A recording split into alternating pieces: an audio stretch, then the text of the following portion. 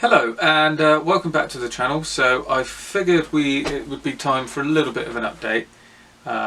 Obviously there's not been a lot of content recently, and for those of you who have followed the channel for a few years, that's nothing unusual at this time of year. I get very busy with working in the horticulture industry. Obviously when plants grow we get busy, and on it goes. So I hope to have a number of things in play by this point. To have had enough videos filmed through, so even though I wasn't actually doing it, it would have continued. I didn't quite get there. I've got a number on the go. I've got about 5 projects. We'll have a look at them on the bench in a little bit, but that never really came to it was a bit of a non-starter. So that meant that it didn't. I really wanted to finish off the series in a season. So we're talking about the basic armour modelling series, which is what we've been doing on the channel recently. I've just put the Zimmerit video up, and I promise a few things in that video. They're not going to necessarily happen in the same time frame. I just saw it was there and I thought, well, if I release that, there was a few people asking where I'd been, and hadn't been very far, but just not at the bench. So that is that side of things. I think we're going to call now the basic armour series, we'll call that season 1, and that's pretty much finished for the moment. As we go forward, I'll get some of the projects I've got on the go finished. Some of them are actually me struggling to get some content and just trying to build something, so I don't know where I'm going with it, and that was half the problem. I start to lose the vision and lose the direction, and that's not what that was about. So instead of trying to drag on with that and just to get content out, I think it's better to, like I did, just stop. Everyone gets a break. It's a nice sharp stop, because it was getting into weekly videos and all of that as well, which I've been doing since last July, I think, which was some good going, but it was all starting to create pressure. It was affecting the content. That's not what I wanted. So it's better just to give that a sharp stop, reset, and then we can come back with actually some good content so we can understand what it is we're doing. So on that, new videos will start to come, and when they do, for season 2 as we'll call it, which is what I seem to like to do with these series that we've got, there'll be some videos already filmed, so that'll just roll in again, maybe fortnightly, maybe weekly, see how we go, just see how much I get filmed. Really, I'm not going to put too much pressure on myself. There were a number of things as well going out of this that I'd like to have got sorted, and I didn't, which meant the idea of coming back to the bench was a little bit, again, it wasn't just come in here, it was, oh, you've got to do that, oh, you've got to do this, and that doesn't make for a good hobby, so that's why it kind of stopped. One of them was a commission, which I say now, I sit here and say it's done. It is done, they're here, but I've still got to box it up and send it to the person, so on it goes. But the hard bit's done. It is simple enough to get that sorted. So there's a few things like that going all the way through. There's a few projects that were just lingering, and I just decided just to put them in the box and get rid of them out of the way, and they're gone. Just draw a line under it. So since all that's done, it's made for a better atmosphere. I have come back in here. I've got a couple builds on the go. Can you tell what it is? Just by the lower wing. Or the upper wing. The wing. There's no other wing. So I've got a couple projects on the go here which I'm doing for myself. No pressure, not filming them or anything like that. Just try and get back into the swing of things. I've got some ideas as far as filming as well. There's a couple of things I'd like to do. So rest assured there'll be some content out soon. I do have a number of videos ready to go. They just need the audio put down.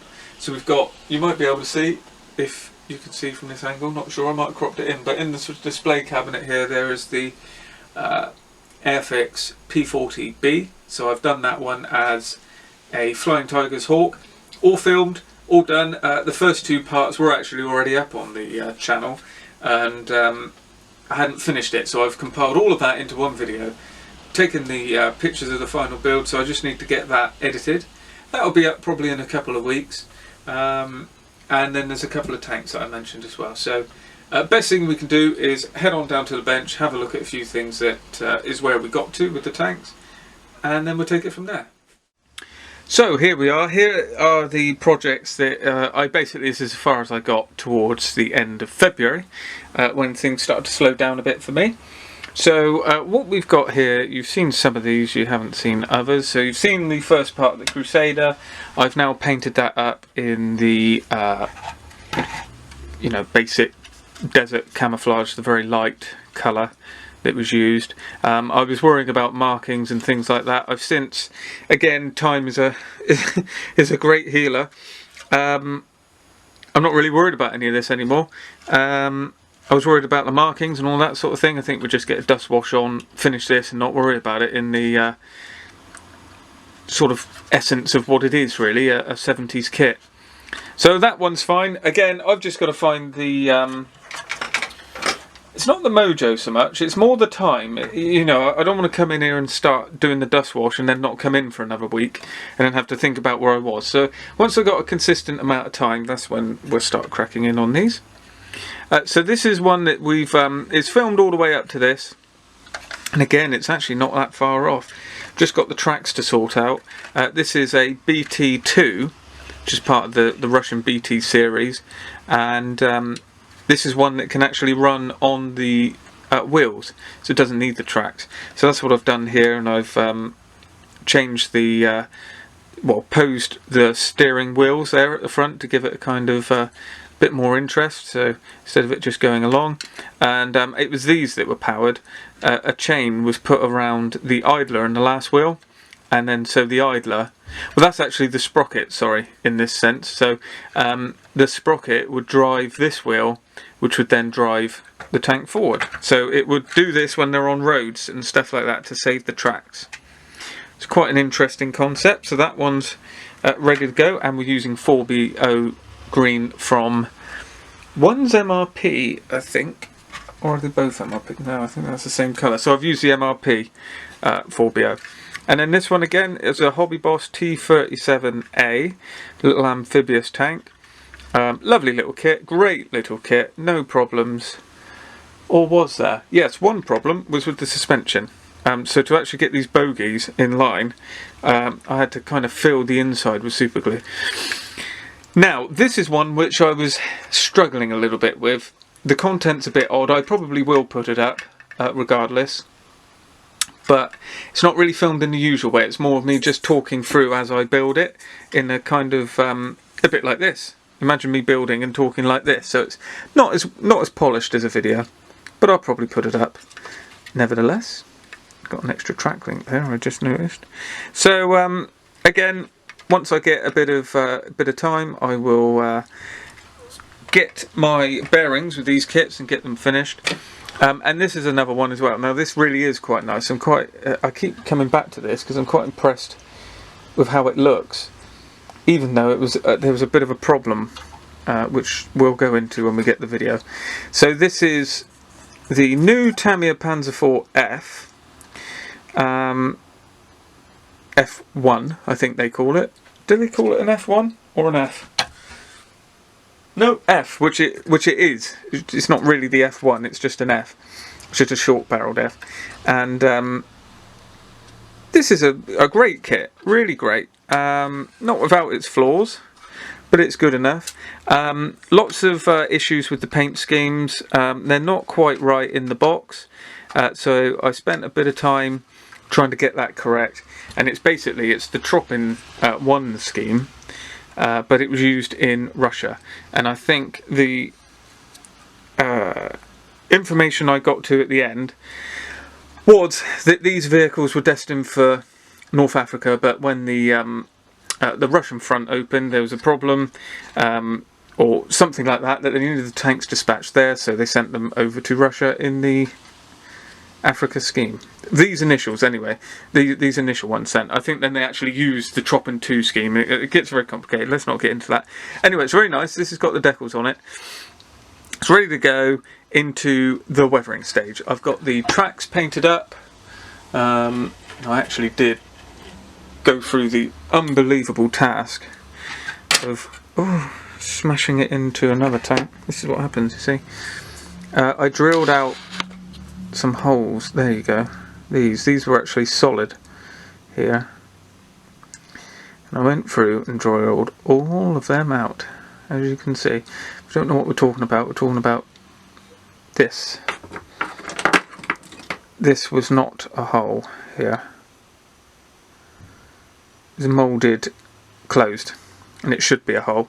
It's a bit of a I mean, we're splitting hairs. Who really cares? But you know, if you do care, it's a bit of an oversight from Tamiya because you know they could have done it. They just chose not to. And lesser companies, or well, are they lesser? I don't know. I mean, you know, Dragon, for instance, have done it. I think even Zvezda in their Panzer IV have those hollowed out. I'm just trying to do this so you can kind of get an idea of. You start to see it. You know, you're going to see it in the pictures at the end. You're gonna be able to see through, and it's an important thing. And in the video, I do go through how I did that. Surprise, surprise! It involved a drill and time and lots of it. But I committed to it. I wanted to do it. I wouldn't do it again. I've got the Hummel. I won't be drilling those out. But you know. It is what it is. It's a hobby, isn't it? It's modelling. And that's what a lot of this is about. So the actual me going away for a little bit from the channel is made me realise that, you know, the core of it, this isn't a modelling channel that makes money from advertising and that sort of thing and is trying to be a job. It's a hobby.